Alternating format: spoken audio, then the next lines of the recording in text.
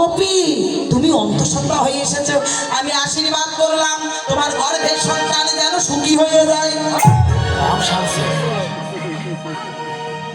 কি গর্ভের সন্তান যেন সুখী, তাই না? মহাদেব আরো আসে বাবা, এক ঘোমটা খেলে দিয়ে বলছে মাধব এটা কেমন আশীর্বাদ দেবে? ছেলে মানুষের পেটের ভিতর বাচ্চা হয়, এটা কোন জগতে দেখেছো? দিদি বিয়ের আগে কি করে সিজার করে? এই যারা রাস শোনে তাদের হয়, যারা রাস কীর্তন শোনে তাদের ছেলে কিংবা মেয়ে তাদের সন্তান হয়। ওই যে আমি বলেছি না বাস দেবো, কখন যে দেবো মনে আছে? বাস দেব। তো যারা রাস শোনে তাদের পেটে বাচ্চা হয়। সর্বনাশ, মাধব কেমন আশীর্বাদ করলে? এই আশীর্বাদ তো অভিশাপ হয়ে দাঁড়ালো।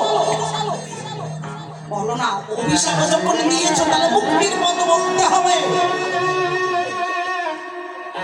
আশীর্বাদ দিয়েছো না, তাহলে মুক্তিটা বলতে হবে। ছেলে মানুষের গর্ভে কোনোদিন সন্তান জন্মায় না।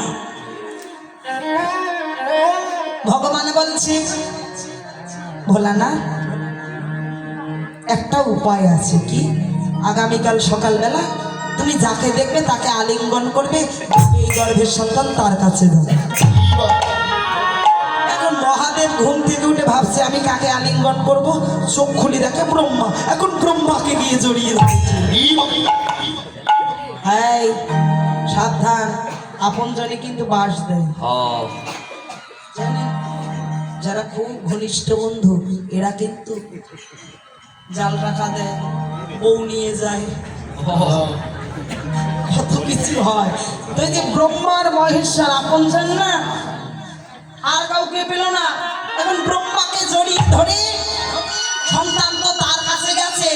এখন ভোলানাথ ওই কৈলাসের দিকে এমন দৌড় দিয়েছে, দৌড়াতে দৌড়াতে ভাবছে আমি কৈলাসে গেলে তো আমাকে দেখবে।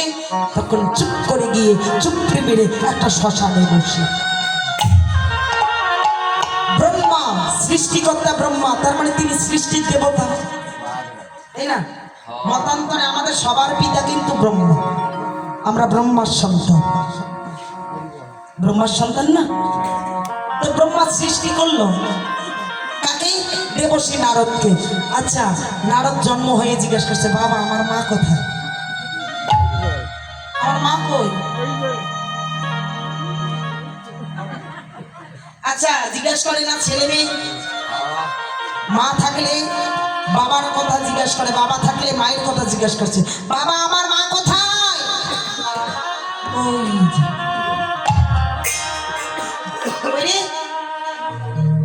দেখে দূর থেকে দেখে একটা শ্মশানে মহাদেবের তো চুল বড় না, বসে আছে। এখন নারদ পিছন থেকে দৌড়াচ্ছে, ডাকছে মা।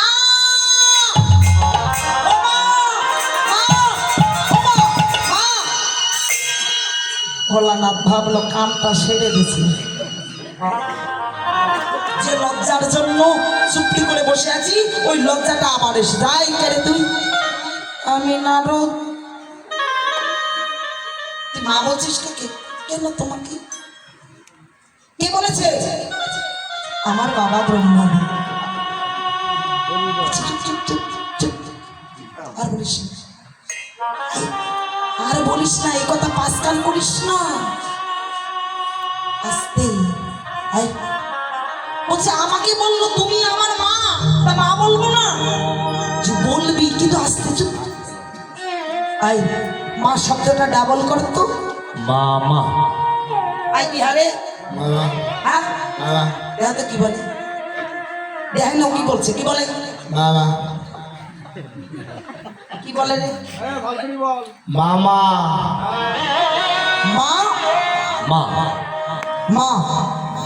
নারদ রে তুই মা বলে ডাকিস না, তুই মামা বলে ডাকিস। সেদিন থেকে দেবশ্রী নারদ আর ভোলানাথ মামা ভাগি।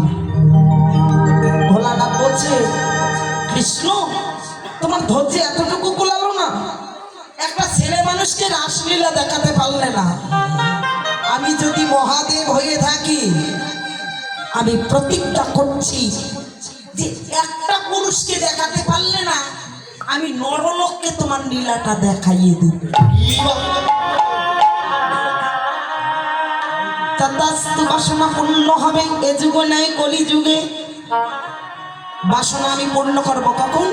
কলি যুগে। তাই কলি যুগে আছে রাসলীলা, কি নর কি নারী দেখছে না বাবা? কি দীক্ষিত কি অদীক্ষিত, কি ছেলে কি মেয়ে, কেউ শাড়ি পরেছেন না, প্যান্ট শার্ট পরেছেন, লুঙ্গি পরেছেন, ধুতি পরেছেন, যে যার ইচ্ছা যে যার ভাবে বসে আছেন। কার করুণা? অদ্বৈত আচার্যের করুণা। তাই অদ্বৈত আচার্য মনে মনে ভাবছে আমার বাসনা পূর্ণ হলো, তাই অদ্বৈত নাচিছে।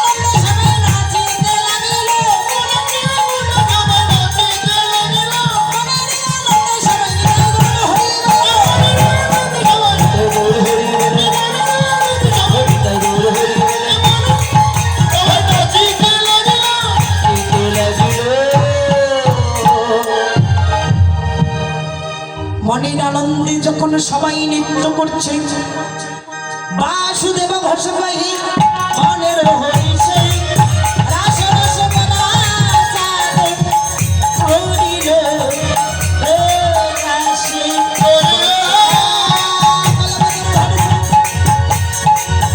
বিমর্ষণ হয়ে বলছে পতিতানাং পাবনে অনন্ত কোটি বৈষ্ণবের চরণে নমঃ। বৈষ্ণবে